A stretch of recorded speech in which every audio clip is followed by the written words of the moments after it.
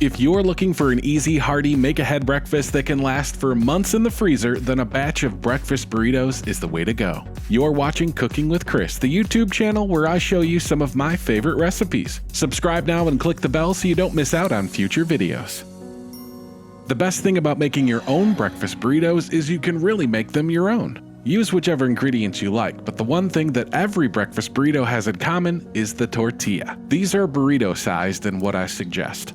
You can really make these with whatever ingredients you like or have on hand. Spinach, egg, and cheese, maybe ham and green chilies, chorizo and potatoes, beans, avocado, mushrooms, jalapenos, sweet potatoes, leftover pulled pork or brisket, hash browns, or even tater tots. I suggest a mixture of 3 or 4 of those things as your base.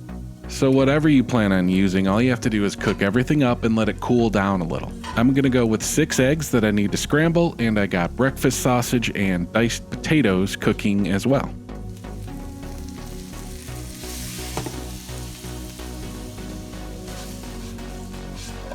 So once you got all your food cooked and cooled, you can start mixing it all together in a big bowl.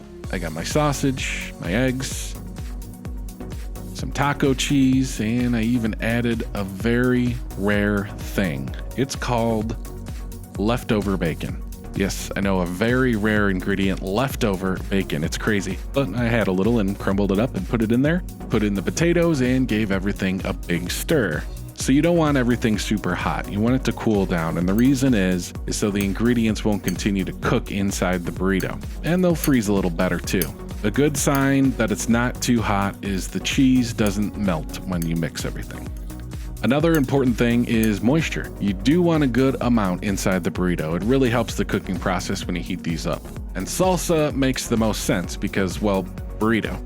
With salsa, you're adding the required moisture and giving these even more flavor. So you can use whatever kind you like. The amount you use depends on the ingredients in your filling. Something like this, where there's eggs, potatoes, and sausage, you would need a little more salsa so it's not as dry, compared to, say, if you had mushrooms, spinach, and green chilies in your mixture. Now you want it wet, but not too wet. Remember, you can always add more if it looks dry. Time to assemble. Go ahead and warm up those tortillas so they're pliable and easy to work with, otherwise they will tear. You'll need plastic wrap and foil. Now, I've seen people use just the plastic wrap, but I think the foil adds another layer of protection in the freezer and it'll just hold up better if you plan on keeping them frozen for a long time. So put a couple of spoonfuls of your filling on the burrito and wrap them up.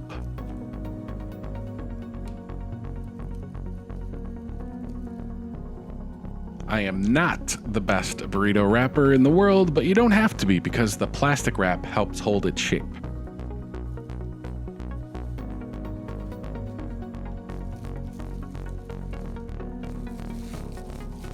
Keep on assembling all your burritos and place them in the freezer. They should be good for 4 to 5 months. Not that they'll last that long, but... So when you're ready, take out a burrito the night before, put it in the fridge and let it defrost overnight. Then in the morning, take off the foil, pop it in the microwave. How long depends on your microwave, of course, but I go with like 1.5 minutes for a powerful one, maybe 2.5 for a less powerful one. A puddle of hot sauce and maybe some sour cream on the side, and you're ready to eat. These really are such an easy thing to make, and having these ready to go in the freezer means you don't have an excuse to miss the most important meal of the day. Tell me what you like inside your breakfast burrito. Leave a comment below. I do plan on making a few different varieties of these and kind of discovering my go-to recipe, so when I do, I'll be sure to share it with you. Thanks for watching Cooking with Chris. If you liked the video, give it a thumbs up and subscribe for more recipes coming soon.